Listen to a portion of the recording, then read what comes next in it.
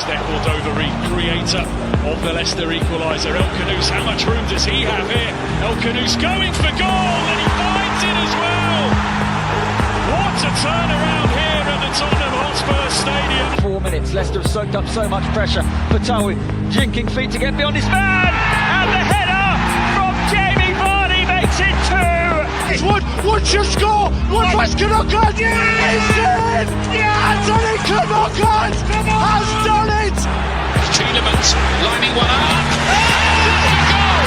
What a brilliant goal by Yuri Tielemans. And the Leicester City fans go absolutely potty. Ball in behind Damian Vardy. It's 11. It's heaven for Jamie Vardy. Hold the back page. Hold the front page. A Leicester player has smashed the record.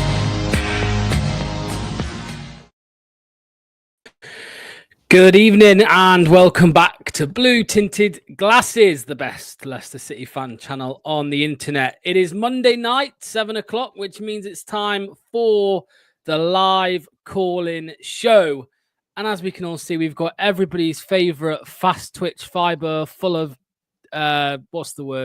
spunk, lover, Manny. What's going on, man? Good, mate. You're feeling a bit better on a Monday night for once. It's been how many Monday nights where we've had nothing fun to talk about in a row? So it's nice to have a change. Lovely, lovely stuff. If you are new around here on a Monday night, this is how it works. There is a link in the description and also in the live chat. Just click that link and you can come in, connect your camera and have your say on anything you want Leicester City related. I think there'll be a few talking about the game, probably the manager, maybe Luke Thomas if Doc's around, who knows. If you want to talk about something from 10 years ago, you can do that too. So do whatever you want. Talk about whatever you want. Click the link and come and have your say. Right. For the people waiting in the background, I'm about to leave an order so you know where you are. But first is Ross. So let's get Ross in. Absolute cinema. Here he is. What's going on, man? Good evening, lots. Good evening, man. Yeah. How you doing? Two-tone name there. Good, Roxy. How you doing? Yeah, not bad. Obviously, weekend we scored. I thought I was hallucinating, but we actually scored. So not too bad. Obviously, it's still things are going to happen. Obviously, before kickoff next week, we could be. Well, let's be honest, we are going to be relegated. Unless we miraculously win 6 in a row and Wolves lose every single game. But it's all about a matter of when now. Obviously, the game, we actually scored. I mean, twice. I mean, I haven't watched the reactions back because I was at work and I was watching the game and scored, and I couldn't believe it. I was like, I thought, VAR will probably rule it out or something. I don't know. I had it on a bit low sound, so I couldn't really hear it. And then when we got a second one, I'm like, oh my God, what is going on? And now, the facts, I would say the last home goal was against Brighton. And now the last away goal is now against Brighton. Yeah, there you go. And I was wrong. I've been saying for weeks. Well, I was saying for weeks, I don't think we'll score again this season. But for some reason, I thought it was different on the weekend. And thankfully, we scored 2. Manny, massive day. Even though we're still going down, it was just, I don't know, it was just nice to have something to celebrate and get giddy about. Just nice to have a reminder that on our day, that we can actually play some good quality football, some Premier League standard football, and we can mix it with teams that we've been struggling to against all season. And we're not quite as rubbish as we've been all season. At the same time, doesn't it make you feel, though, why weren't we doing this earlier? Why wouldn't we make different selections earlier? Why didn't we go for it earlier? Why didn't we try and strangle teams earlier? I'm curious as to what changed the week leading up to Brighton as to the previous 10 games before that. What was different this time? What was different? We made changes. Because, let's be honest, I think 4 games in a row, didn't change a single, anybody in the starting lineup. Thinking, it's obvious the first 2 was not going to work, so why keeping the same players in? But obviously, the idiocy of Connor Cody, obviously with the hand. I'm surprised that wasn't a red. I'm very surprised because... you know what, Ross? I think they checked it. I think they checked it, and the reason they didn't give it was because I don't know who it was, whether it was Thomas. Somebody was on the line as well with the goalkeeper. So there was the goalkeeper and also another outfield player on the goal line, or maybe just ahead of it. So I think if it hadn't of hit Cody, it would have probably been either saved by the keeper or blocked by the other defender. Yeah, I mean, obviously the second one, the Brighton player does look like he was asking for it. Hello, Jacob, was asking for it. By the looks of it, but at the end of the day, we didn't. The main thing is we didn't lose. I think that's probably one of the things. Yeah, we might not have won the game. We could actually. Do you know what? In hindsight, we should have won the game towards the end. But it's just so good to not see an L at the side of us again. It's just so thankfully refreshing not to see us lose. Ross, how did you feel about the change of formation that he put Ricardo back into midfield with 25 minutes to go? Did you feel that improved us? Yeah, I think it did. And also credit to Okoli. I think he had a good, decent game. Obviously a good goal as well, and you can see what it meant to him scoring. And I would say when VAR came, I was he couldn't believe it. He was like this. He was like on his head. He couldn't believe it. Do you remember that goal? Do you remember in the Championship 10 years ago now when we played Derby? Was it 4-1? Yeah, we won 4-1. Scored like Nugent scored a bit of and he was like, oh my, how have I scored that? Here's one then. If you remember that game so well, who was our first goal scorer of that game? Was it Richard Delat? Oh, damn! I thought I'm going to catch you out then, but yes, yeah, Richard Delat. Yeah, good on you. That was a cracking game. But I have got a little stat tonight. I've got my green screen back. Go on, let's have it. No, it's. I don't know if it's a good thing or a bad thing. I don't know. So I'm going to click this one first, right? Red cards. Okay, so it's in order. Okay, that's the top 10 this season. This season, yes. Okay. And now, I don't know how it's going to come up on yours. Have you noticed a little? There's a certain team that's not on there. We have not, at the minute, touch wood, we have not had a red card this season at all in any competitions. Is that a good thing, though? Yeah, I was going to say, Manny, that tells me they're a bunch of pussies and don't like to get stuck in. You can read it both ways, can't you? You can say you're not making enough tough challenges to get yellows and reds, or you're not committed enough, so you haven't mistimed one. Same time, someone could argue that's good quality defending, right? So it's always tricky which way to take that stat. But you'd expect somebody somewhere at some point to have picked up a red. I know it's bizarre. Obviously, we didn't get many last season. I think we only got one or two. I think obviously Fatawa against Coventry. Any excuse. But you know what though? No matter how bad we've been this season, can we talk about how bad Tottenham have been and how bad Manchester United have been? We could finish 17th. Spurs could finish 17th. Both of them can. Imagine if you're a Spurs fan this season, you've lost at home to Leicester, you've lost at home to Ipswich, you just got drubbed away at Wolves.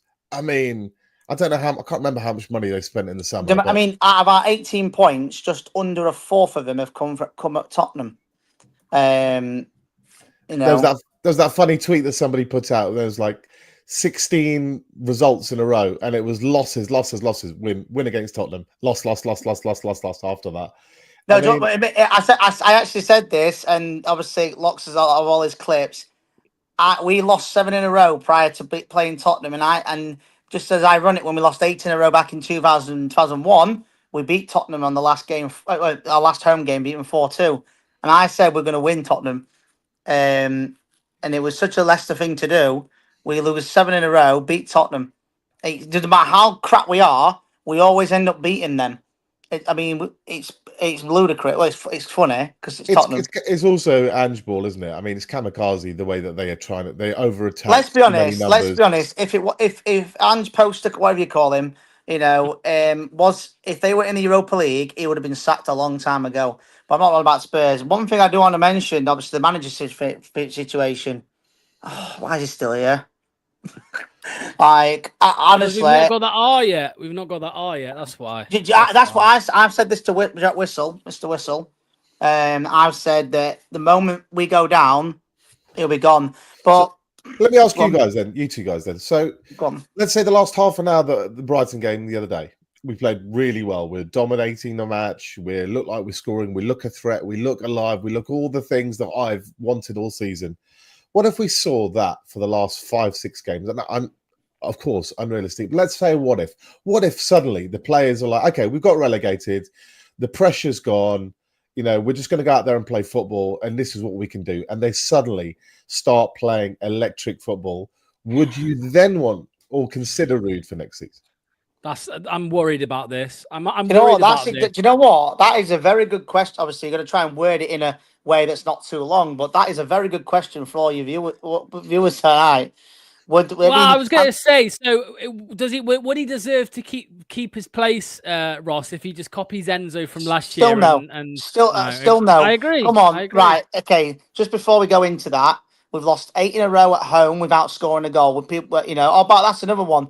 100 when we play Liverpool, it'll be 133 days since we last scored a goal at home in the Premier League.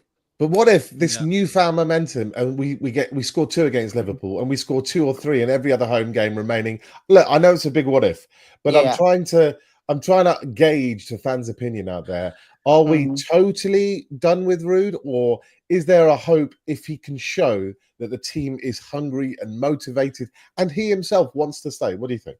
Well, let me say this, Ross. When Ruud came in, I remember me saying on a stream, like when we were talking about, even if we go down, Ruud's a good man to come up next season. And I said it's very naive to think that if we lose loads of games and get relegated, fans are going to want him. That's obviously happened. But if we go and beat Liverpool, Forest, who else? Southampton, Ipswich, Wolves, right? And we go down by a couple points or whatever. There will be, trust me, there will be large numbers of fans that say, yeah, we should keep him because the fickleness, we're fickle, right? That's it. Right. I still know, and I'll tell you why. We have never in our top flight history in any eras. Obviously, we're all different ages. That we've lost 8 in a row without scoring a goal at home. But I mean, we've had some horrific managers over the years. Puel, Paulo Sousa, Potato Peeler, Craig Levine, Rob Kelly, Ian Holloway. We wasn't that bad. Even when we were so bad losing, we were still scoring goals. That was the thing. And even obviously not Brendan towards the latter of it, but still, I just want to see scoring stuff like that. That's my thing anyway. He's still the worst Leicester manager in history. We're top flight in history, not in Premier League, in history for not losing 8 in a row without scoring. Right. I'm sorry, but that's not good enough. I'm afraid. So Ross, what if he gives you a year's supply of fish fillets? No, you've been watching. Ross, I want to know this, Ross. Where can people buy this, mate? Oh man. I saw that on your Facebook. It's cracking, that would be a big seller. That would be a big seller. You know what? Mate. What makes me laugh? It actually says, because usually, when you're trying to put an AI thing, like when you're trying to put the Leicester badge in, it comes up with the fox, but all the letters are all tangled up, and it actually says strong rogue cider. So that's what I'm back. But another fact, quick one before I go. If we don't get relegated on Sunday, if we somehow not get relegated, the day when we play Wolves will be also the same day we got promoted last year, on the exact same day, 26th of April. If we don't go down on Sunday. You've always got the useless, pointless stats for us, haven't you, mate? Yeah, thanks for that. That's really useful. Right, Ross, I'm going to let you go, mate. I'm off to the gym now anyway, so all the best, mate. There we go. Cheers, mate. See you in a bit. Right, up next, let me check my list. Who do we have next? Of course, it's Imran. It's Imran. And Ronaldo. Oh, that's not Imran. Sorry, Ryan. Doesn't look like Imran. Spoiler for who's coming there. Spoiler for who's coming soon. Imran, what's going on, man? How are you? Yeah, I'm all right. How are you guys? All good? I'm wondering, just before we start, what's underneath the cap? Okay, that's good. That's good. That's not bad. You know what? That's not bad, Imran, actually. You don't need to get a turkey yet. You don't need not bad for a nearly 50-year-old. So it's all good. Yeah. Go on, but I'd love to get your hair, Manny. I'd love to get your hair. What's the secret? But we can talk about that later. Just genetics. It's spot. Imran, Right, mate, let's keep it clean. Let's keep it clean. Yeah, you heard us. You heard us speaking to Ross there. I'll tell you. I'll come to you first. Sorry, I'll bring the question to you first about what Manny raised. If we go on some crazy run of form between now and the end of the season, is there any part of you maybe that would say, let's start with Rude next season? Yeah, there would be a small part of me to give him a chance, a small part, but I'm still not convinced. I think the Brighton game, first half, I thought we were terrible.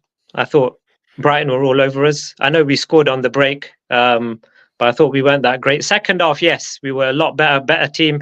We still gave a lot of chances away, which we're forgetting, right? Brighton could have easily taken the lead in that game as well and snatched it at the end. They had that Welbeck header at the end, I think, which Mads got hold of. We still left a lot of holes at the back. But yeah, of course, if we carry on playing like that second half, I think that's the best 45 minutes we've seen under Ruud since he's joined, right? Forget the West Ham game, because West Ham were all over us that first game. But that's the best 45 minutes I've seen from a transition perspective, where we've not knocked the ball about in midfield 15, 20 times before it goes forward. We were actually going through Brighton's midfield and defence in 2-3 passes. And that's why we looked a lot dangerous. And that's what we've been crying out for all season. We have to be a bit quicker on transition. And we scored from a set piece as well, which we've been shouting about as well. Why are we scoring from a set piece? And we finally scored from a set piece. Question for both of you. Do you think that was exciting to watch, the second half? Yes. Yeah. So that fits, that passes. So what if Ruud does produce an exciting, not just one half against Brighton, who have got 10 changes, but what if we do it in the next 3, 4, 5 games and it's exciting and it's But we could also get battered, right? Of course, but yeah, it's not fun if we get battered. There's no speculative question after that. The question they weren't great, were they, Imran? They weren't. You know, I'd go as far as saying it was probably one of the. You know, you're saying it was the best half of football under Ruud. I'd go as far as saying it's probably one of the worst half of footballs from an opposition Brighton point of view. Yeah, in both games, like in the second half, in both games we played, they were off it. Yeah, I thought Brighton were poor. Like let's not rule that out as well. Brighton were very poor on Saturday. They were a shadow of what they've been playing like over the last 2-3 months, right? So that has to be considered as well. But that's why I'm saying this is all speculation, like Manny's saying, right? It might be a good start. We thought the Tottenham game was the catalyst for better performances. Look where we ended up. We lost 7 after that. This could be a catalyst. So it's still early to speculate, but that's what we want to see. Because even against Tottenham, when we won that game, I thought we were poor in that game as well. But on Saturday, we actually looked threatening. And that's what I liked about our play, right? We looked a lot threatening. We could have even nicked it in the end when Bilal hit the post, which would have given us the 3 points. So that question, let's come back to that question Manny asked, right? That would I consider Ruud? Yeah, a small part of me would if the performances continue, because I think we've also got an issue in the changing rooms as well, right? I think we've got a lot of poor attitudes in there with Harry Winks, Connor Cody, Vestergaard. You know, we've got all of these old men, OAPs, in our squad. And they you know, like, I think the attitude's really poor. But if we see, I think it's interesting we didn't see any of the OAPs on the pitch. Correct. Well, we saw Cody. Yeah. Cody, but one OAP is okay. Yeah, we're missing 3 or 4 others that made a big difference. On Good Morning Foxes yesterday, Manny, we listened to the post-match interview with Ruud, and he was saying about how we've tried a few ideas, and you know, this is another one that we've now tried, but. A part of just like this comment, a part of me is thinking Liverpool, champions elect. Do you think he could go back to like a back 5 against Liverpool to try and shut up shop? Because I've got a feeling he might do it. I think you just don't know with Ruud. I mean, he could have a brainwave and keep it the same. He could have a brainwave and revert back. He could have a brainwave and do something new entirely. I think that's one of the issues that we've had with Ruud is that, you know, Ruud said, I don't really have a set style. We'll play to what's required, you know, whatever we need to win. And that's what a lot of fans mention. If I say, which style of football would you like? Some fans will say winning style of football. It's not an answer, but that's their response. And that's kind of what Ruud was alluding to. Whereas Enzo was a purist, you know, that's my style. It never, ever changes. 94th minute, first minute, Whichever game, it's always going to be the same. So I think Ruud is a little bit himself. He's learning on the job. I wanted to play this way at PSV, but I tried it in the Premier League. It didn't work. He's changed to 5 at the back. He's changed again. He's changed personnel. He's tried every combination you can think of. And I don't like the way that you can sort of fall into the right solution by trial and error. I think you really should be sort of more of a visionary than that. And you should have, this is my way of playing football because it works for a club like us in the situation that we're in. And that's the way that we play all the time.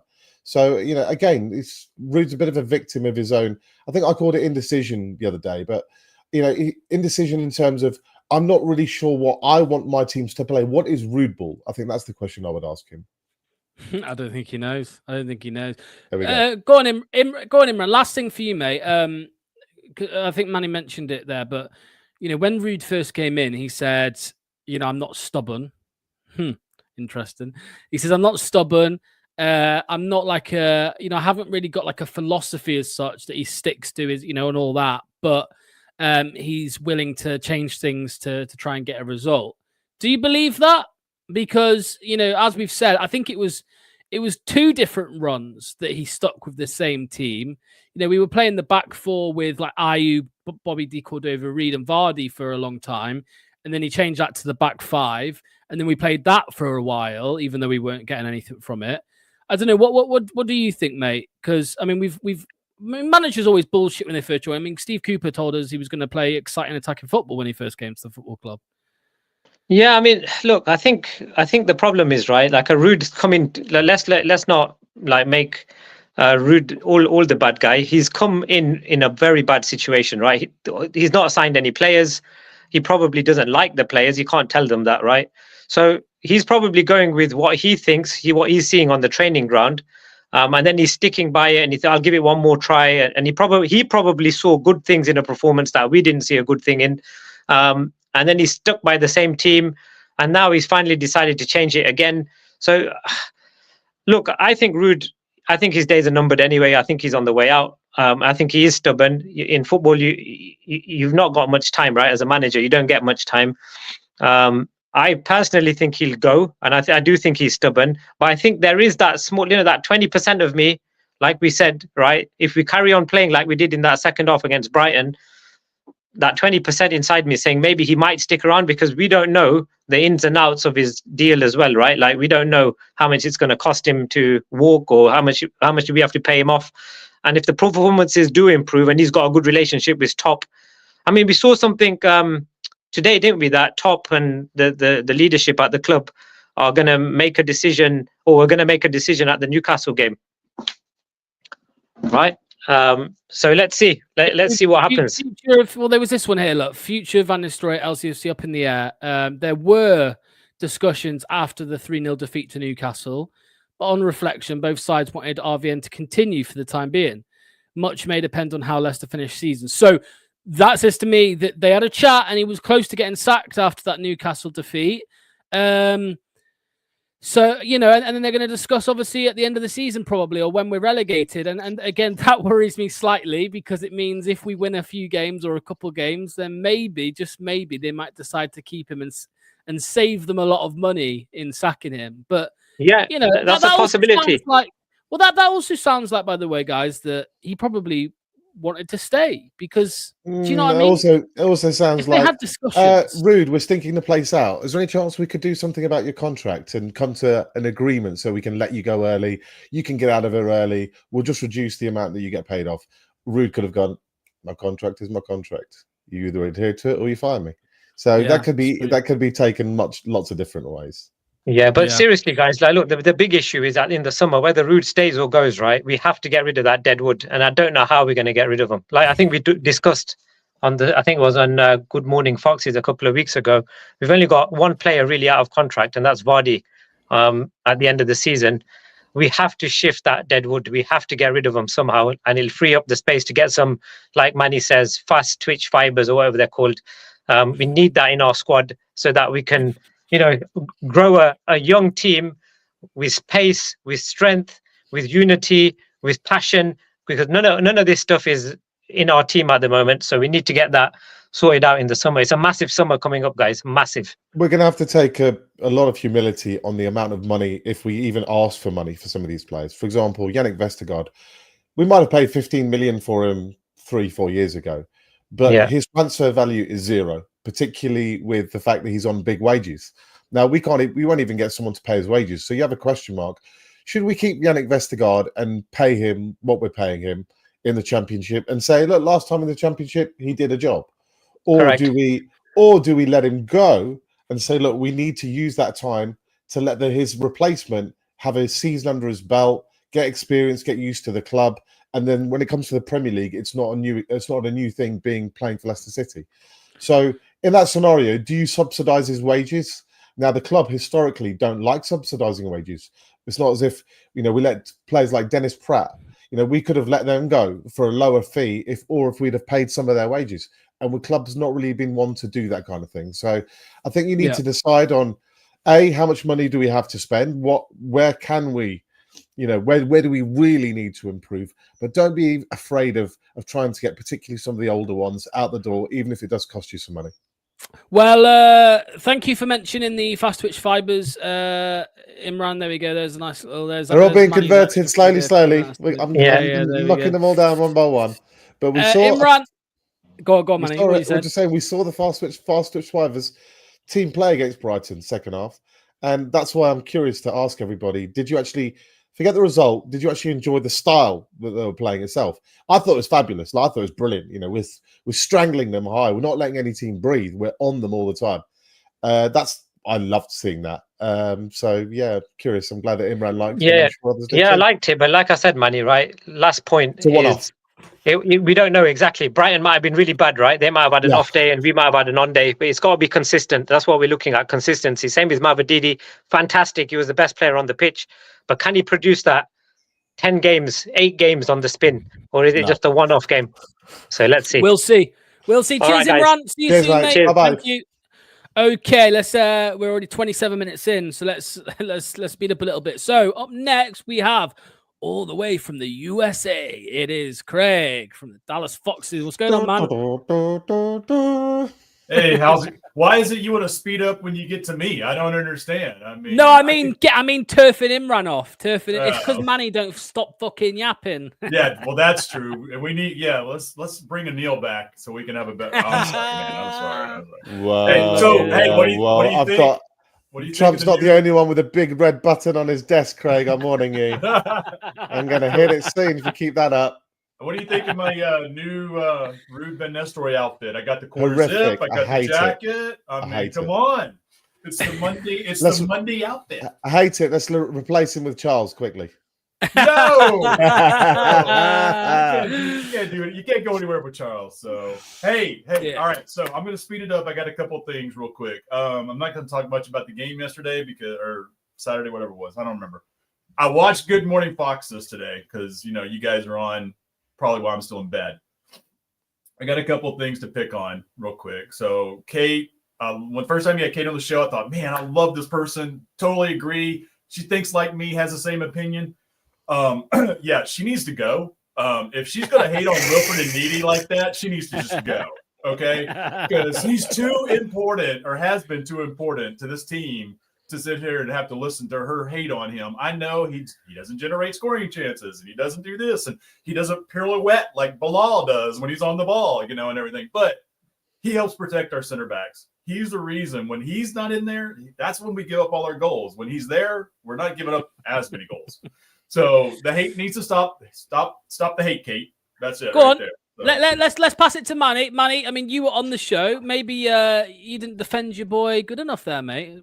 But I think everybody saw a change in the game when Wilf went off, but I think it was more of the change of formation that happened at the same time rather than it being a case of Wilf being out the team improved anything. I think it was just a change in formation that made the whole balance overall. Sumare was freed up. Skip wasn't doing much, but he was getting in some useful positions, much more advanced positions and stuff. But I agree with Craig. I mean, you can never ever hate on Wilf. It's 9 years at the club. He's got 6 games left. We should be making his last 6 games a celebration for what that lad has done for us. I absolutely adore the boy, as we know. And I hope he gets a good send off last home game. You know, we should really give it like any of our greats, one of the title winners. He's right up there. Yeah. So when Charles comes on, you can have all the Skip love you want, because that guy just oozes love for Skip. You know, no one knows why. We can't figure it out. So get them. I was going to say, Craig, I think Manny, you'd give him a statue, wouldn't you, Wilf, if you could? No, maybe a mini one. Maybe what I'll put his statue in front of Vichai so he can protect Vichai. Just offer a bit of protection in front of him. There you go. You've got a shrine in your bedroom. That's what they need to do with Vardy. You know, they have the big statue of Vardy, and then they need to have the little statues of the huge contributors, like a Schmeichel. You know, Wilf is another one, and then you can go on down the line and talk about all the old Gurgas. Yeah. All right. Hey, Manny, yesterday you mentioned about people leaving. Why do you think? So I think Mads is gone, right? I just think he's gone just because. But you mentioned Bilal yesterday, and I'm wondering, is it because you think we need the money, or do you think it's because there's going to be too many people wanting him? Well, I mean, you're going to have massive wage cuts, and we're going to have to generate some money because your allowance of PSR in the Championship is massively reduced. I think we're going to have to generate sort of 60 to 80 million pounds to break even, plus the reduction in wages as well moving forward. So I think naturally the first ones to go are going to be your stars. They're the ones you're going to get bids for. You say, look, I could lose 2 or 3 fringier players, or I could lose 1 star, and that will, you know, mean that I don't have to purchase as many. I can keep the others. So also Bilal, I mean, we saw the boy at the weekend. He is way above the Championship. It's almost, he's hungry to play as well. If you could convince Bilal, you know, give us 1 season, we'll come straight back up, and then everything will be hunky-dory again, then maybe he would stay. But realistically, good players are normally ones that carry ambition too.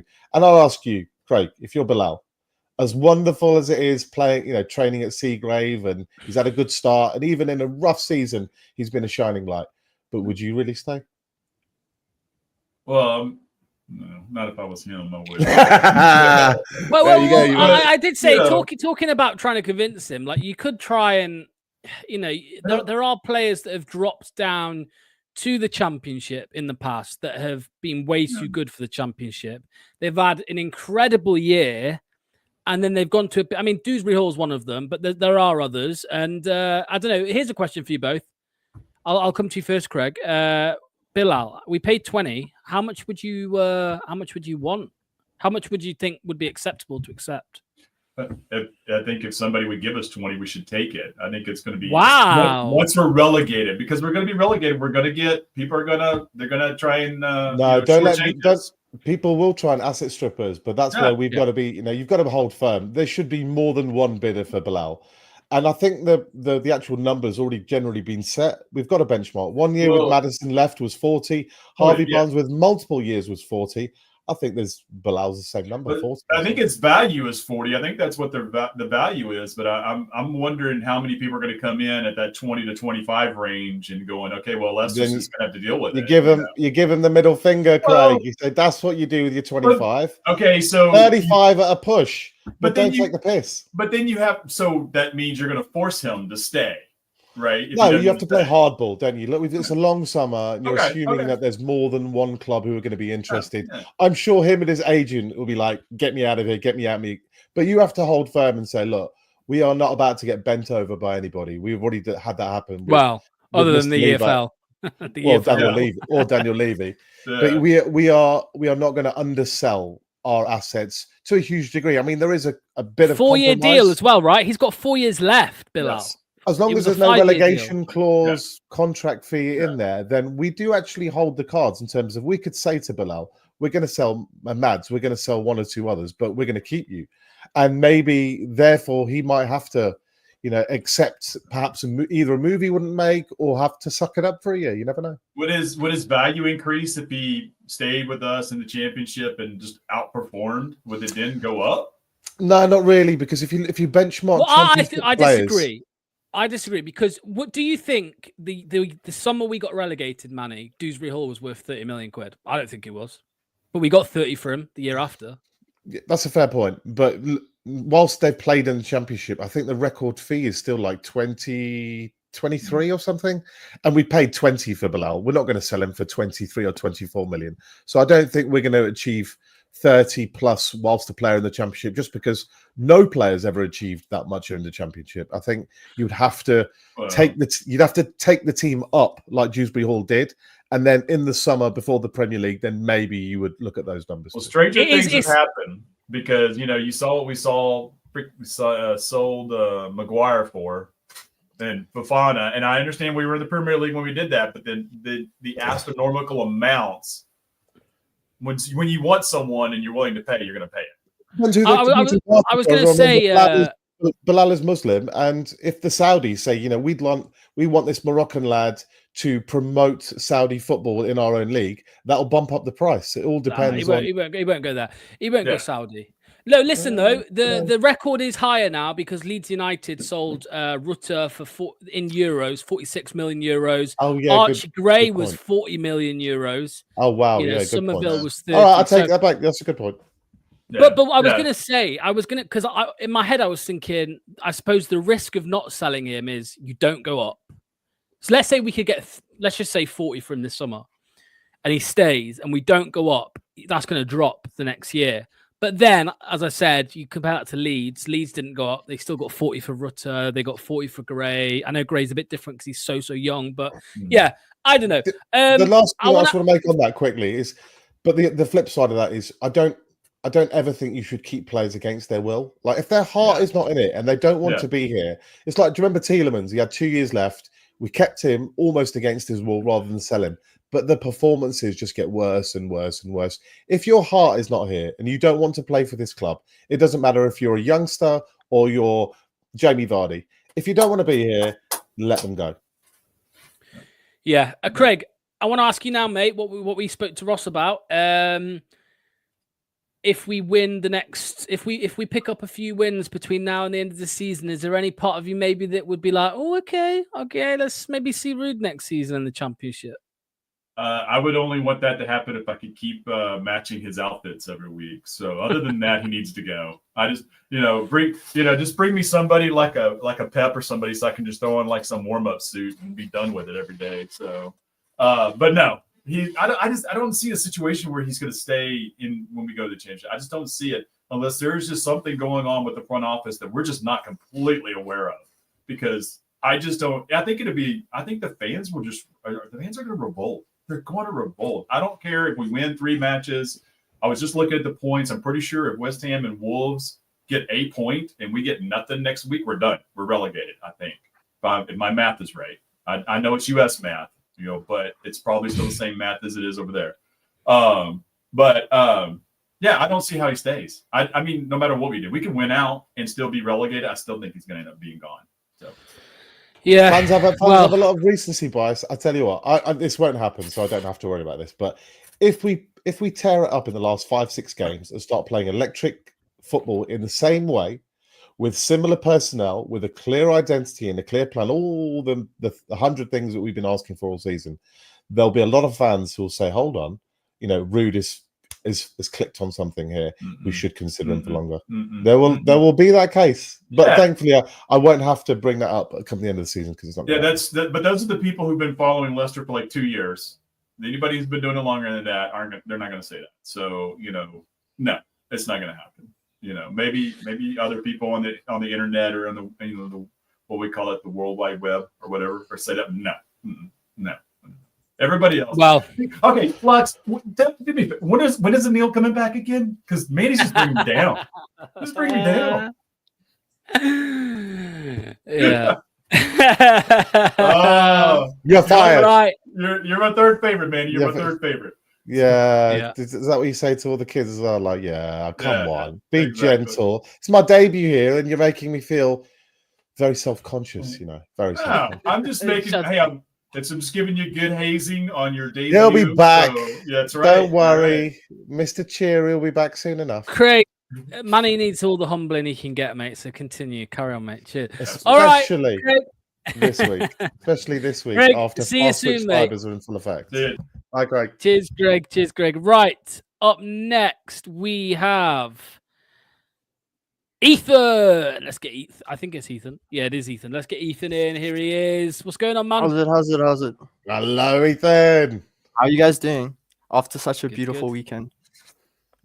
Feels better, doesn't it? okay. Like, translates to your whole week. You just, a positive Yeah, performance, yeah. and you have a positive mindset on Monday. It's pretty simple. Yeah, so I was seriously happy the whole weekend. Put Barnes in my FPL team. He scored twice. Scored against Leicester. So I was like, touch. yeah, might have Let's to have a look put at him in. that jacket, Ethan. What's the scarf covering? Let's have a look at that. Looks quite nice. Nah, it's just Oh, I thought it was Leicester City whatever. underneath there. I was like, Nah. I've got the kit here, but I'm saving that for when we win. Okay, cool. Fair enough. So did you watch? What did you watch the game on the weekend? Did you watch the second half? What did you think of it? The second half. When Wolf came off, I was like, why are you subbing him off? I felt that was completely unnecessary, especially if you're going for more direct football. You want someone that's going to win the ball back and play it off. Samare, he's not going to do that. He wants to like a little bit dawdle on the ball. So I don't know, but that's been the whole thing with Reed, right? He's been making minor mistakes, people out of position, duck out wide, for instance. So, you kind of see where my sentiment with Reed lies, But Brighton was a great game. I think if we held on for the first 15, 20 minutes, like we did, until we gave away the penalty, I think we were in the game. And as long as the score is 0-0, you always have a chance, right? So I think we could have won the game. The GA, the goals against, doesn't look pretty, right? But we're not the best team, and Brighton had an off day, and sometimes you need the opposition to have an off day. That's true. I mean, we keep saying it, Manny, don't we? I mean, look, I was going to say we're getting giddy and all of that because we scored 2 goals. Score a couple of goals. Point. Score 2 goals in 3 months, and look at us. We're all like, we're going to win 5 in a row. As Tony said, 5 points from 51 games under Ruud van Nistelrooy. 51 points. 5 points from 51 Tony, points. Blue Tinted Glasses has to produce an hour of content every single day, and we're sick of talking about how crap and how negative everything is. So when we get just the smallest green shoot of thing, we are trying to expand it and maximize it for max content possible. Is that good enough? That's true. Yeah. 100%. Yeah, I just wanted to touch on the game. I think Okoli, Mavididi, and McAteer and Bilal, those 4 really stood out for me. I think Okoli, he showed good game IQ. I think he brought down was the João Pedro in the second half to get a yellow, pulled him down. Yes. I don't think a Vestergaard does that. I don't think a Fast does that. I don't think a Cody does that. Really taking one for the team. So who stood out for you at the weekend? Bilal and Mavididi. I think Mavididi, you can see, was really inspired. I think Reed said, listen, buddy, if you don't play well today, I'm putting Manga ahead of you. So, he was really inspired. I think he had a point to prove. Maybe he's playing for his career. Maybe he wants to stay in the Prem. But no, he was really inspired. I was impressed by him. But yeah, everyone in general. They had to double up on Mavididi a lot, particularly in the second half. They identified themselves in game that this guy is causing havoc one-on-one. We need to double up on him. So you can actually, therefore, if a manager realizes we can use him as a decoy, he's going to attract defenders. If we can get it to Mavididi, but then move it away from that point quickly, there's space elsewhere on the pitch. So yeah, I agree. Mavididi, fabulous. But the important thing is, I think, especially with Vardy as our striker, right? We saw against Newcastle, we were playing a lot of high crosses. I think there was a cross, was it from Thomas, where he just skied it, like it went to like the far post, right? Yeah. And I think the way that we played against Brighton, right? You saw Skip making the Ndidi type run. You saw Bilal making the run to the byline. I've been saying that needs to happen for like 4 or 5 weeks already. So I think Reed is learning from his mistakes, but like it's too little, too late, right? So my RVN decision, I don't trust him to make the right decisions. He didn't use the players that he were brought in, right? So Okoli, Woyo, Skip, Ayu and Daka. Ayu and hey, come on! What's wrong with Oliver Skip, man? He did well. Hey, don't criticize Ethan. Ethan's been taking notes and he's got notes, and you've never make any notes in your entire BTG career, logs. I've got my mental note here, right here. It's all there. Mental. So yeah, I don't trust him to make the right decisions, especially in a tough division like the Championship. And this is just my question for you guys: would a rude preseason excite you like it did with Enzo? No, not at all. The only exciting bit of a rude preseason would be, I suppose, seeing some of the youngsters, maybe getting some minutes in the preseason with the hope, obviously, that they're gonna feature a bit in the actual league. But I don't know. It's just so difficult, Manny, isn't it, right now? Because I mean, we're kind of speaking a lot as if we're not going to have this, but there is still a transfer embargo looming over us and points deductions and things like that. So it's impossible to say what the situation, where we're going to be in 2 months' time, really. Just to be devil's advocate, yeah, we don't. But just to be devil's advocate, it's not exactly the same scenario at all, but it's similar in terms of Martin O'Neill didn't win for 10 games in a row. No wins in 10 games. The fans, quite similar to now, were like, this guy's clueless. Get him out. We need a new manager. Doesn't know what he's doing. Then he got that first win. I think it was 1-0 away. He got his first win. And then all of a sudden, a snowball effect. 1 becomes 2. You get a draw. It's 4 unbeaten. It's 6 unbeaten. You go on a run. And all of a sudden, the team that couldn't win in 10 games, in our case, 1 in 15, all of a sudden started getting confidence. They started believing what the manager was saying. Everything clicked into gear. And then the rest is history. Now, now that's highly unlikely to happen in this case. But I think the question that did make me think, based on the weekend, is that under Ruud van Nistelrooy, this group of players can actually play some decent football, at least one half in every 20 halves, right? Okay, that's not a lot. But if we could find that consistency moving forward for the rest of the season, then there is that question mark. Is it similar to O'Neill in that he had his bad spell, he weathered it, he managed to find the combination that worked, and the team kicked on afterwards? And you're old enough, Manny, to remember the Alex Ferguson situation as well, right? He was on the verge of getting the sack at Manchester United before. Yeah, 86. It was in the FA Cup. Mark Robbins scored a goal that kept him in his job. It was a cup tie. He was going to get sacked for his league form, and they'd had enough of him. Again, they were struggling. I think they were 10th or 13th in the league, and they were going nowhere. He had a cup game. If they'd lost, he would have got the sack. Mark Robbins scored a late winner. They survived. I think they might have gone on to have a good cup run or win the cup that year. And again, you get these moments where, for some managers, there's 1 or 2 games where everything can change. Now, we're picking out the odd manager where things did change, and there's 100 other stories where nothing changed and manager just got sacked and we never heard from them again, right? But there's always that chance that if you can find that consistency in performance, you can turn anything around. Go on. What about you, though, Ethan? I mean, you asked us, is any part of you excited about a Ruud van Nistelrooy preseason? Nah, I don't know. I think we've seen it pretty much all with Ruud, right? I think we've seen the slow possession football, the dominating, the controlling game, especially against Man City. We've seen now the direct sort of all-out attack, Enzo style, but way more pressing high style. And we've seen the quite low block defensive 5 at the back. So I think we've just seen it all, and nothing's really stuck. Nothing's really suited the team down to a T. Like even against Brighton, we'll praise the second half performance, but realistically, we could have been 4-0 down at halftime, right? Yep. And again, the players were making individual mistakes. I want to get onto Thomas, right? Yo, this guy. I'm Bilal's age, right? I'm 20.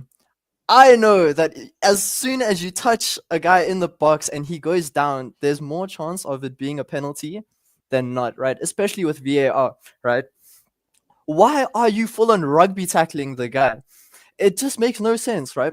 If you're pulling him and the ball ricochets off you, right? You look for the ball and you let go of your man. Because I'm pretty sure if he didn't hold on, right, and pull him down, right, coming across, it wouldn't have been given as a pen because the ball wasn't no one would have gotten to the ball. So yeah, it's small things like that that really it can impact a game, and then multiple games impact the season. But yeah, I don't know. Do either of you watch Black Mirror on Netflix? No. Oh man, there's an episode on there, right? It came out recently where like this woman's starting to lose her mind because reality like around her starts to change. And I swear to God, this weekend I felt like that on X, on Twitter. I'm having like literally nearly 50 people try and tell me Luke Thomas, yeah, he's been great since he came back into the team like a few weeks ago. I'm like, what is going on? Like, I feel like I'm in some social experiment or something. Like, I keep getting like tweets from people saying he's been really good since he came. Manny, I don't know what people are seeing, mate. Is it just because Christensen is that shit that Thomas? It's because he's a local lad. The same happens with McAteer. You know, people don't want to knock anybody who's a genuinely Leicestershire lad come up through the ranks. And I totally get that. I'd normally be in that. When we get players who do come through, you normally have a bit of extra special love. He's one of our own kind of thing. But if you analyse his game, the reason he gave the penalty away is because I've watched it 3 times now. Is he was caught on the wrong side. He's the wrong side of the attacker, and he's trying to get on the right side. So he's tried to manhandle him, and he's grabbed his shirt, and he's ended up getting the right side by manhandling him. And I think it was Matt O'Reilly's cute enough to just go down. It's basic defending. You cannot be caught wrong side. And I think I said it during the live stream. There's a little tactical thing that the teams have identified against us. So when they get the ball into wide areas, they normally try and put in a far post cross, and they double overload the far post. They try and get a 2-on-1 either against the fullback or a 2-on-1 against the left-sided centre-back, whoever that is. In the last 2-3 games, it's been Luke Thomas or Victor, mostly Thomas. And the number of times he gets caught out of position. But the worst one was that Fabian Schär one. Do you remember the Fabian Schär where he hits it from the side of my dad's team. Did you just watch him standing there? Oh my days! Run away from him. No, it was so bad. I didn't watch the first 15 minutes. I literally switched on the TV and it was 2-0. I was like, what's going on here? And my dad was like, you don't want to watch the highlights. It was so bad. No. The goal was, I mean, I understand that he's playing slightly out of position, playing a centre back, so you have to give that to him. But anyone in that position runs defensive back. Like, remember Akoli chasing back against Man United, trying to desperately get the ball off the line. He just stood there, let the guy overtake him, run 10, 15 yards ahead. There was no reaction. And again, the reactions are always too late. So there's positional problems. His actual passing is okay. And his set piece delivery is good. No, I don't agree with the passing. I don't agree with the passing. Short range passing, anyway, I think is not too bad. I'm trying to be nice, Ethan. Okay, I'm trying to be nice to the guy because I've given him a lot of shit for the last few weeks. I've discovered what Thomas can do. He can dribble the ball around 3-4 feet forward and then pass it sideways or backwards. The best thing he could do for this club is find a career elsewhere, and I don't mean that in a bad way. You know, you've been. I get it. It's your home club. You do everything to play for this club above everybody else. These two didn't want him. These two didn't want him. We need to find somebody who does want him before he ends up going on a free transfer and we get 0 for him. We turned down 5 million, didn't we? We turned down 5 million. Take the money. Ethan, mate, thank you again for calling, mate. As always, we will see you very, very soon. Yeah, go on. One more. Are we going straight back up? And if we do, who is going to be the reason why we go back up? The manager, individual player, blue tinted glasses. Blue tinted glasses. We are not going to come back up. No. Yeah, we're coming back up. We're coming back up because I remember this from last time that I underestimated last time how bad the championship was. I thought the championship was, 46 game, really tough, lots of difficult games, horrible away nights, going to some really cold places on a Tuesday, Wednesday night. The standard was bad. The championship really was bad. And I think even if we lose 3 or 4 of our stars, there's still like Mongas and Mavridis, Fatawus, Akolis, JJ, Ricky, Jakob's a good goalkeeper. I've already mentioned 7 players there who are good enough to win that league. So I'm hopeful. Right. We'll see. We'll see. Quickly. I'm doing like a whole season review and preview for next season. If you guys are interested, luckily I have my Instagram account. And then one more thing. Manny, your boy Ernest Nuama, right? Mm-hmm. You remember him? He tore his ACL. Yeah, I know. I saw him not playing against Man United last week, and Malik Fofana didn't play as well. I don't know if he's injured. Yeah, so look, that's the risk you play of these fast switch fiber guys, is that high speed guys, if they get injuries, particularly to sort of hamstrings or any kind of cruciate or anterior ligament damage, then we'll find out with Fatawu. Do they come back the same player?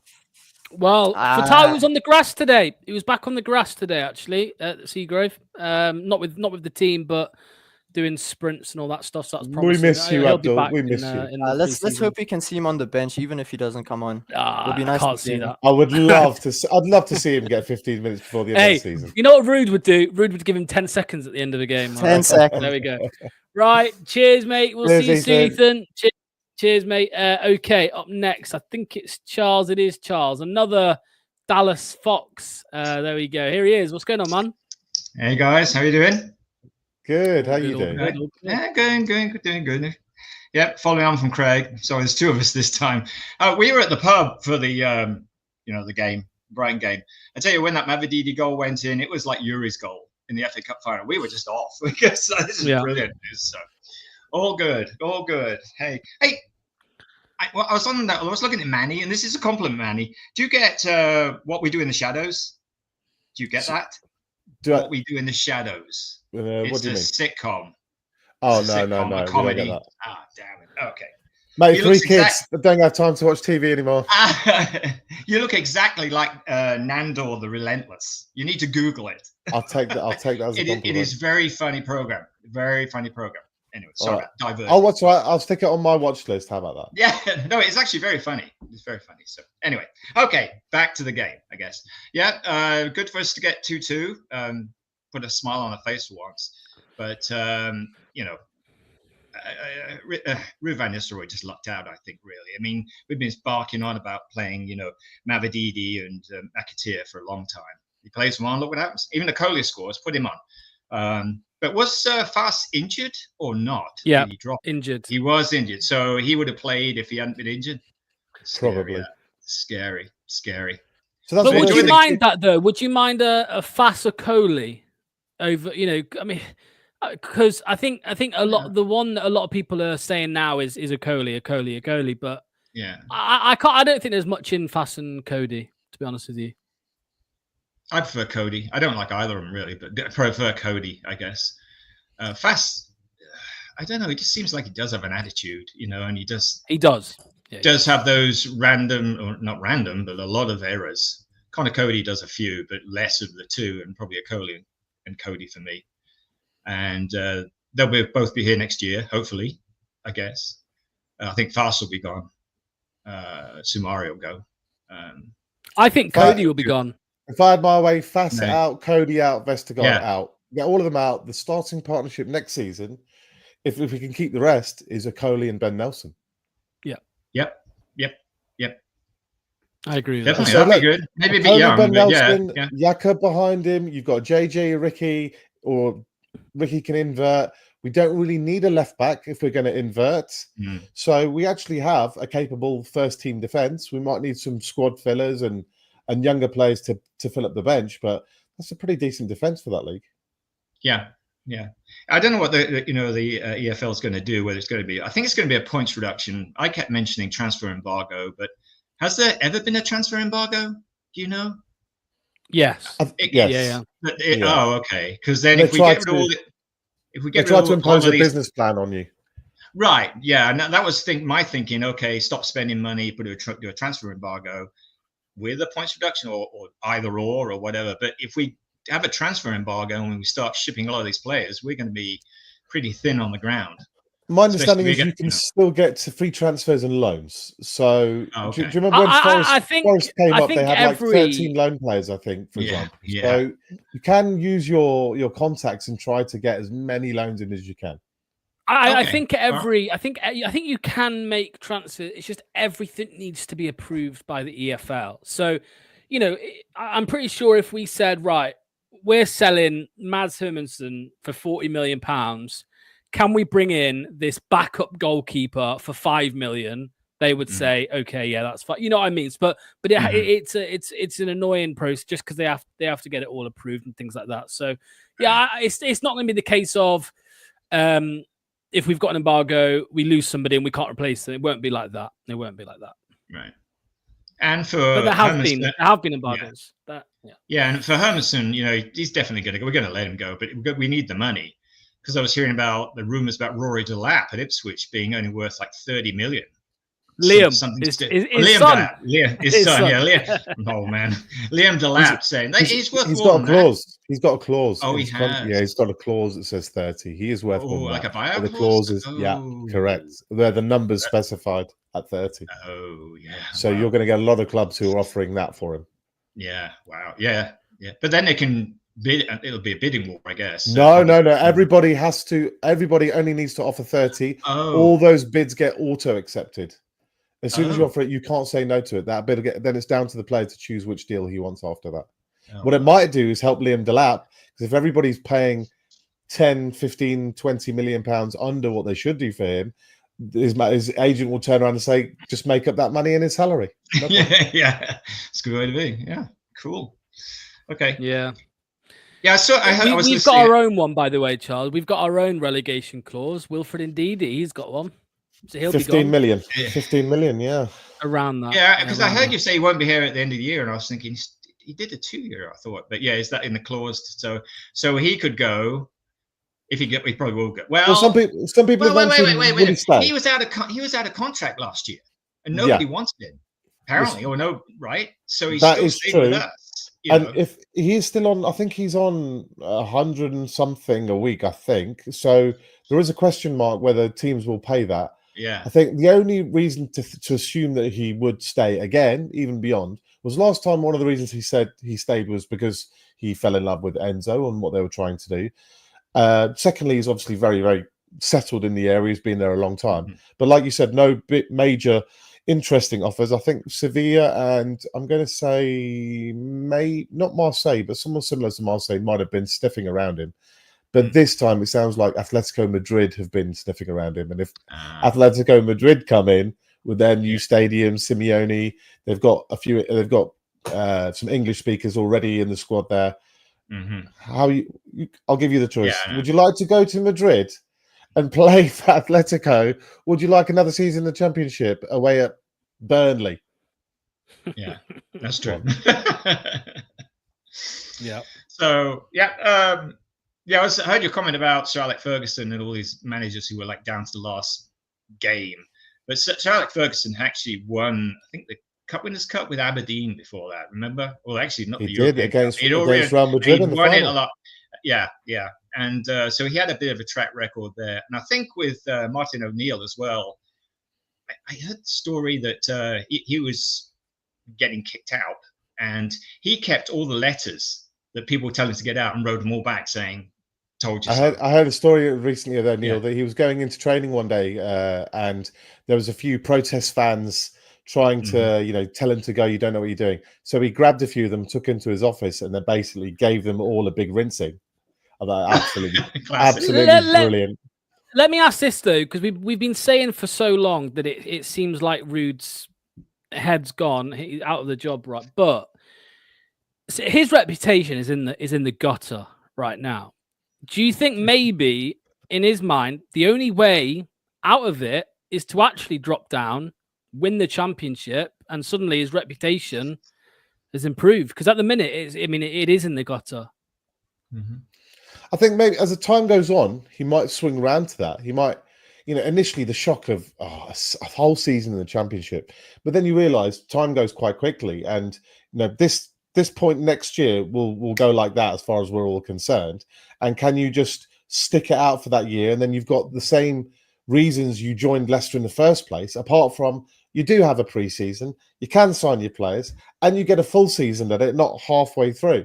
So I think from his point of view, Leicester is an attractive place, but I just get the feeling that, once you've created a bit of toxicity, the fans aren't buying you, unless you can really, really turn it around before the end of the season, which isn't really going to happen, we don't think, then he's going to have options in Germany, back in Holland, probably possibly in Spain. And I wouldn't be surprised if he ended up, I've got a feeling he'll end up in Germany. Well, what do you think, Charles? Because somebody put here, he's doing a Vince company. I think it's a completely different situation, because the reason Bayern wanted company was of course he had that season of the Championship where they stormed it, and then the second year when they were relegated, I think it was very clear.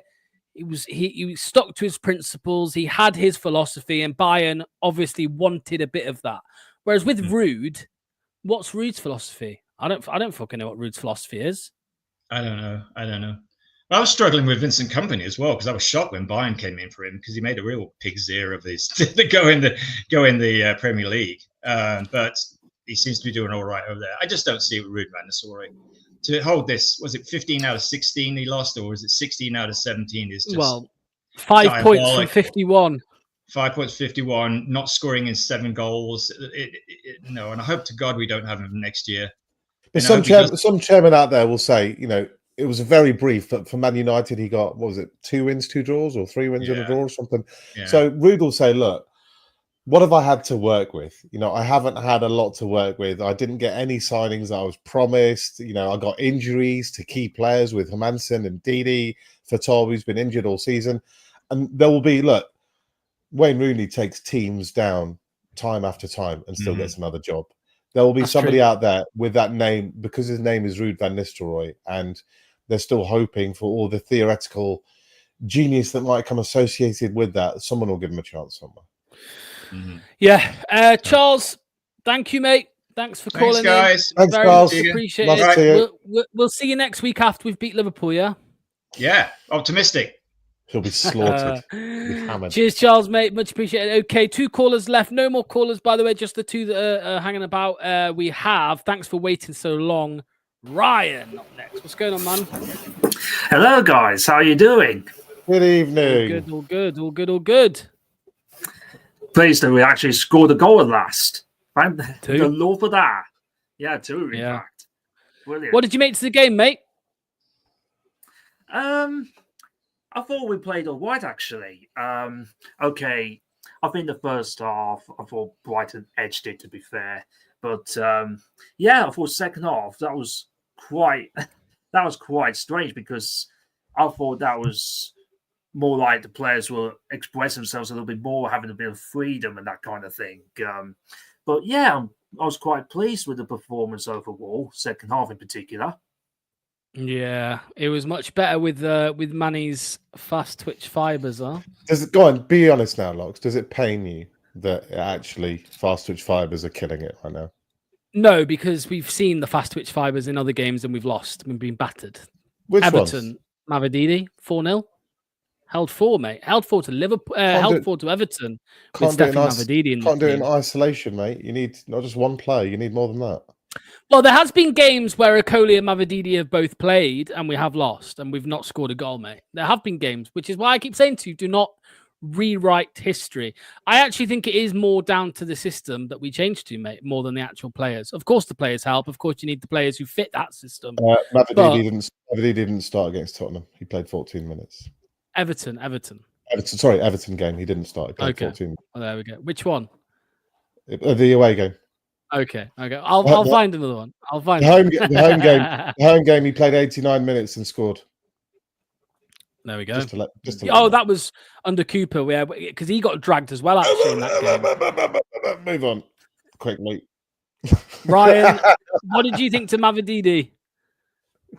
I thought he was man of the match, by far our best player on the pitch by a mile. And I don't think, and this is what I was really, really annoyed at with Van Nistelrooy again. Why take him off in the 93rd minute?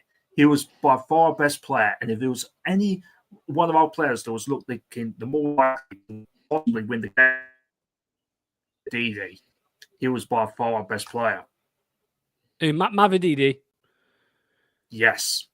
We've been speaking about how we were much better on that left-hand side because there was a lot of link-up between Mavididi and Bilal together on that left-hand side. And they were actually the 2 players who we all thought, I think, were our best 2 players. So what did you make to that combination? Because we've seen it before in little parts, but I think that's an important kind of combination to keep going for the rest of the season, Mavididi and Bilal. Yeah, I think it has to be the way to go, I think, for the remainder of the season now. But I just don't trust Ruud to do that for some reason. It wouldn't surprise me if the Liverpool game he ends up reverting back to the same formation as before, the back five system, which I don't want to see. But yeah, I think Mavididi and El Khanous combined well together. And not only just that, McAteer also played well, which begs the question, where has he been throughout all this time? Well, Ruud did give Casey. I think Ruud gave Casey started his very, very first game. I think I'm right. In saying that. Against West Ham it was, and we have hardly seen him since. And we won. We won the game. Yeah. And then I don't know what happens. He gets. I think sometimes you just get it in your head that we were conceding, and Vestergaard was just starting week after week after week, and it needed an absolute stinker against Everton for Vestergaard to finally get dropped. And that's might be the way that he looks at things and says, He's trying to have consistency in selection, but I think he's missing the elements needed within the team to actually help you get a result. And again, my question is, has he actually found this by good strategic football analysis and thinking, or is he just pure luck that he just came across it and thought, well, I've tried every other which way but loose, and this is the only chance I've got left. Let's give Casey, who hasn't had a turn for a while. Casey, you're up, your turn. I think it feels a bit more like that, I agree with you, Matty. I think it's more or less down to luck, I think, more than anything else. Because if it weren't, I'd say, for example, if it weren't for Fast being injured, he probably would have still played him. Yeah. Do you remember when Cooper got sacked and the players were partially, there were rumours that we wanted to play the Enzo way that we were used to? Do you think there's been an element from the players saying to Ruud, if we get a chance, Ricky back in the second pivot, let's go to a back three. Let's play with 2 8s and do the old-fashioned way. Let's give it a try, boss. What do you think? Do you think there's an element of player-led that we've come across that solution again? I think so. I think that's happened. And also, I mean, as we've just read with that tweet, the board and Ruud held discussions after the Newcastle game about his future. I don't know. Maybe this was just the last roll of the dice, and Ruud just went, you know what? All right, let's do it. Let's play that way that you've been so sure that you wanted to play all year, really, with Cooper. I mean, Cooper happened to Cooper, didn't it, against Forest? Eventually, did. The Cooper caved into the players. I'm wondering if maybe Ruud's caved in too.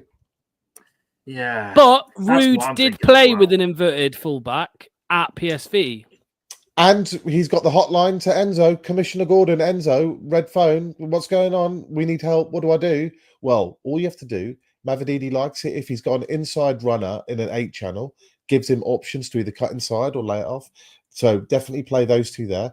I mean, you could just phone Enzo up and say, Enzo, just give me the lowdown on that system last year. You've got 15 minutes, Enzo. Break it down to me and let's give it a go. But I thought we looked really good. It wasn't quite Enzo, because the highness of the press and the intensity of the press was so fabulously fantastic. It's exactly what I know. Ryan as well. I know Ryan wants to see that high intensity, high press too. You like that? I'll mention this. Yeah, go ahead. Tell me why do you like that particular style?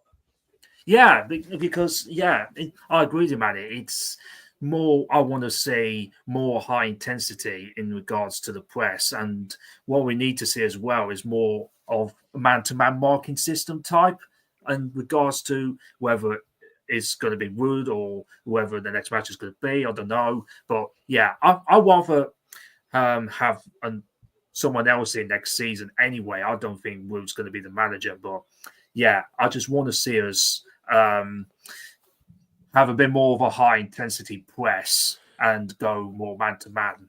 Well, the thing is, win more games next season, I hope.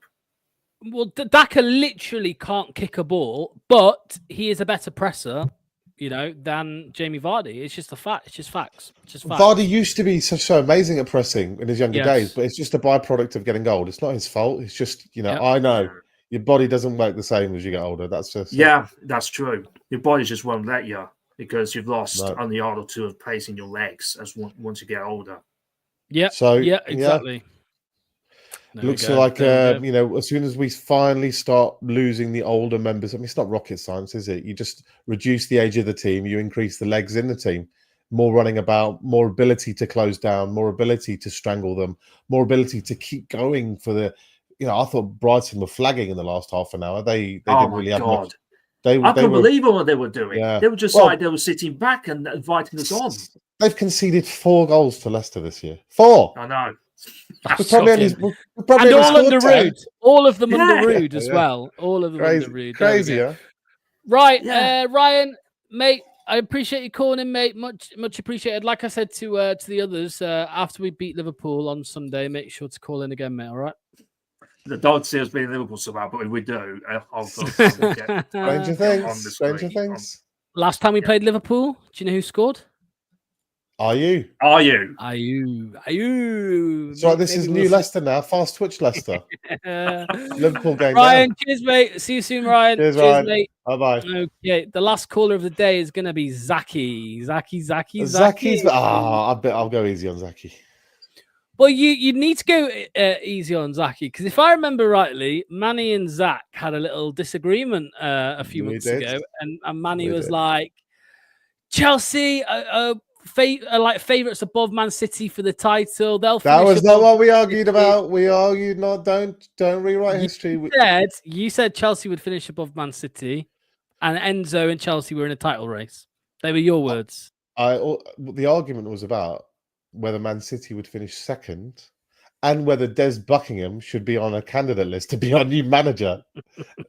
But anyway, I'm going to be nice to Zaki now, so let's welcome him. Here he is. Let's get him in. What's going on, mate? Yeah, good. But Manny, you were wrong about Chelsea, to be honest. Just accept it. It's what a way to open up. Would you like to tell everybody? Would you like to tell everybody what you said about Man City? Yeah, I accept that. I overhyped Man City to finish second, but at least they are above the Chelsea. By 1 point. Whatever is above 1 point or not. By 1 point you can survive, and by 1 point you get relegated. Anyway, so you this can't is rule not out. the Man City Chelsea call-in show. Let's forget them. What do you think about the weekend at Leicester? I'm not gonna ride on overhyped train of Leicester City getting a draw with Brighton, who didn't put any effort. We got a point. Yeah. I get it. But Brighton just opened their legs up, man. You can't deny that. Interesting euphemism. Interesting. They were crap though, Manny, and I think Ryan said there that in the second half they didn't press us. I think for the whole 90 minutes they kind of just invited us on. From the early stages, even when it was a bit of basketball and they were getting some chances with Adingra and Minte, they were not pressing in midfield at all. They were completely standoffish the whole game. And I remember thinking, so I know the way Brighton play football. It's possession when you've got the ball. When you don't have the ball, you're supposed to try and win it back immediately. I think Pep's got is it an 8-second rule? Is it 8-second rule? I think it is. So if Pep loses the ball, you've got 8 seconds to win it back. For the first 8 seconds, it has to be hell for leather, attack the ball. If you don't win it in that first 8 seconds, then you have to back off into shape, into structure. For the first 8 seconds after not having the ball, Brighton were like, have it for another 8. Have it for another 80. Like, we don't care. I think they were almost probably a little bit cocky and a little bit arrogant, thinking Leicester are shocking, haven't scored a goal. Even with a second team and a few changes like Belieber playing a centre-back, that will walk over this Leicester team. And it was nice to see that wasn't the case. Yeah, but they was using Matt O'Reilly deeper than he normally plays. He was getting back and coming forward. He making a run from deep to forward. That's so difficult to maintain the full 90 minutes. It's true. The system wasn't good there.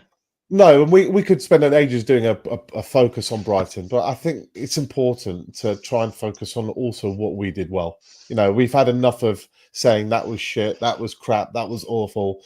I think the players do deserve credit when they deserve credit.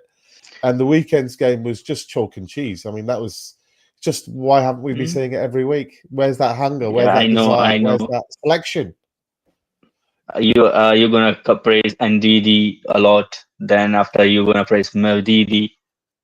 No, I didn't give Will for massive praise, you can see, but I did give Mavdidi a lot of praise. I mean, I think everybody could see he was outstanding at the weekend. He was good, but he didn't. He was good, but he doesn't perform consistently. That's the issue for Mavdidi. Nobody does, Zaki. Not one of our players does. Yeah, but at least even Hermanson. Barnes. We had a Barnes. He when he started to score, he continues to score by 5-6 game continuously. Then his purple was end. Then after 5-6 game, he started to score again goals. Barnes was a £40 million player. Mavididi cost 6. I'm just saying we need a player like Barnes to have consistent performance. Or else you can't get any survival. Maybe we've got one in the academy, mate. Maybe we've got a Jake Evans or a Jeremy Monger. You know, Barnes was from the academy. Yeah, but yes, he had a couple of good loan spells, but we've got a couple of young players there. We've got Will Alves to come back next season. But you need. Yeah, but they need developments for 2, 3, 4 more season. Then we can say he either he surpassed the Barnes or not. Well, interesting. You say 2 or 3 seasons for development. How far do you think? I know it was only 10, 15 minutes, but what did you make of Jerry Monga's performance when he came off the pitch? Jerry Monga is a really top prospect for Leicester Academy right now, and I think he can be a top half Premier League player in future. Better than that. Oh, yeah, but at least he can be top half Premier League player. At least if he didn't fulfill full his potential, but at least he can reach that. Do you think if he stayed and played next season that he would do well in the Championship?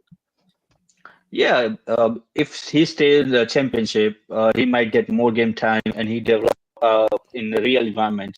So it's really helpful to him get experience first in football. If he go to Man City or Liverpool, any big club academies, he has to spend 2-3 seasons on under 18, under 21 development squad. Then he will be gone loan. Then he will be gone loan. Then if they are good enough, then he will be promoted to first team.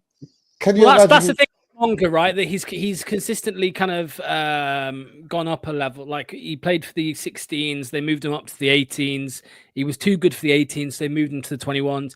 He's too good for the 21s, and now he's getting his chance in the first team. Do you really want to kind of go backwards and then go back to the under 21s for Man City? Where, let's be honest, no matter how highly we rate him or how good he is for Leicester City under 21s, he's probably not. He's definitely not going to be the best player at Man City under 21s. He won't be the best player, so he might not even get consistent 90 minutes for the Man City under 21s.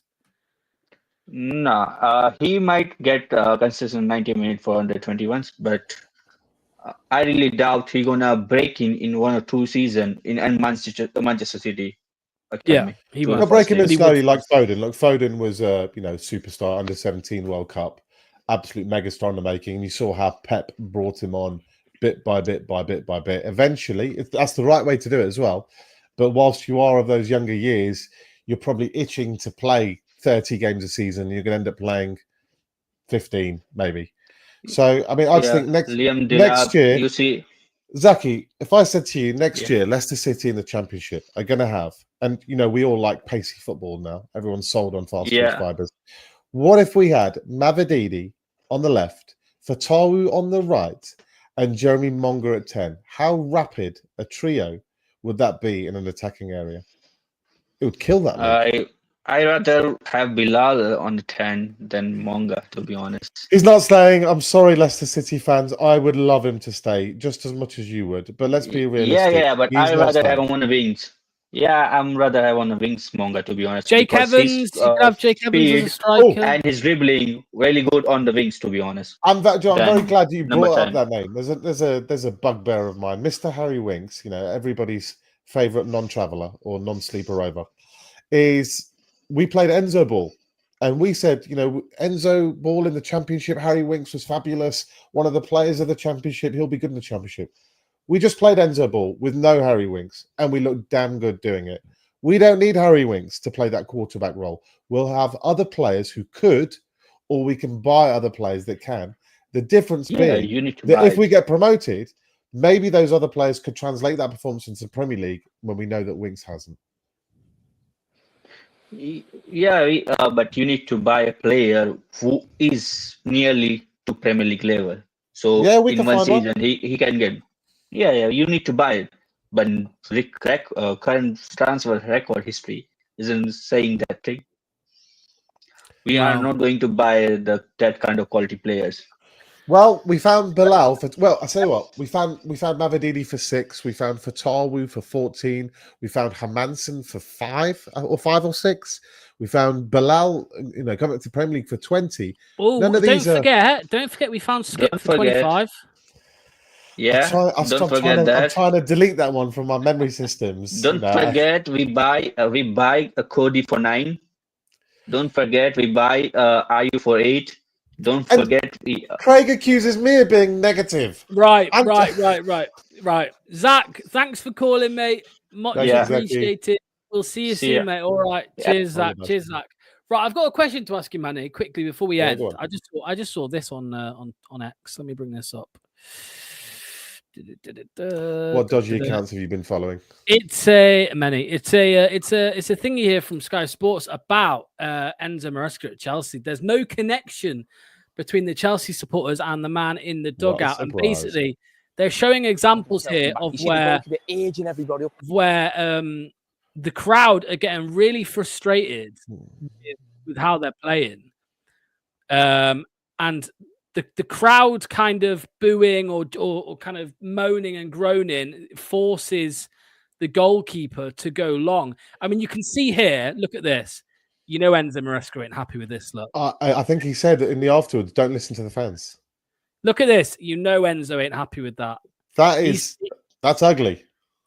Do you know why it's ugly? You know why it doesn't work? Because one, you're competing for that first ball, and all you're going to end up doing is having someone wins that header, probably the defender, and you've got 2 or 3 people competing for the second ball, ends up being head tennis. This is 90s Premier League football, or more like Championship football. Enzo knows that the system works if you give it time and patience. The problem is fans don't have time or patience.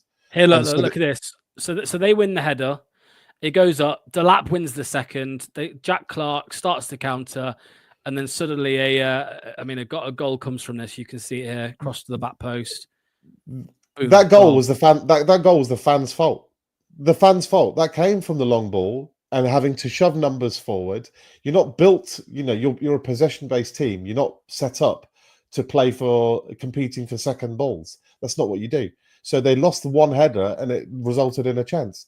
That is not the way that ends it. And to be fair, our fans, Leicester fans out there, back end towards the Championship season, where we're getting frustrated with Enzo as well, weren't there? There's a lot of I couldn't believe it at the time. And I'm not I'm a patient man, so I understand what Enzo's trying to do. It's like a game of kabaddi. Do you know the game kabaddi? But yeah, but trying don't to you shift think people out of sometimes, position, Manny, to exploit space. sometimes, Manny, when you're 1-0 down away at Millwall and Plymouth, and you're in the 90th minute. Yeah. Sometimes, mate, you just need to go, you know what? We need to fucking change it because you're trying to build a mentality for when you're not playing Plymouth and the rest of it. And the theory is, if you keep having an overload in midfield or an overload out wide and an extra man, you retain ball possession. The longer the game goes, the more of the game your opposition has been chasing the ball and you've been moving the ball. So you should not be as tired as your opposition. So when it gets to the latter stages, in theory, more space should open up and you should be more likely to score goals when it comes late. What you don't want to do is start compromising your identity, your culture, your philosophy. Compromise is not good in this game anymore. You've got to stick to your guns no matter what and live or die by whether it works. Die, very much die. I think he'll be gone. I think he'll be gone. I think look, people have to remember their average age is it's the youngest Premier League team. Hold on, but you use that as a and the same thing I say for Leicester is young people do have to be given time to build a unit. So I've said if we don't go up the next season, but our average age is under 23, that is fine by me. So I understand that younger players will need time, but once they are given that time, and I only mean like a couple of years, I'm not talking about forever, you suddenly have a young, strong team that have played together for a couple of seasons, and they're still young and they're still hungry, and every little detail of system and the rest of it, experience is nailed down. Someone said, you can never win anything with kids, and that's proven not to be correct. You can win things with kids, but nowadays, if you saw PSG, that'll tell you what a young, pacey, quick team can develop into. And I think the problem is fans just need to have more patience.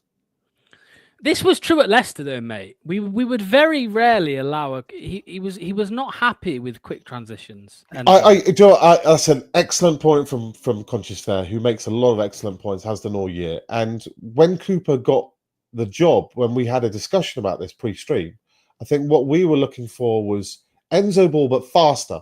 Move the ball quicker. No, nothing beyond 2 touch. Ideally, 1 touch or first time passing, pinball. But move everything faster. It's a little bit too slow.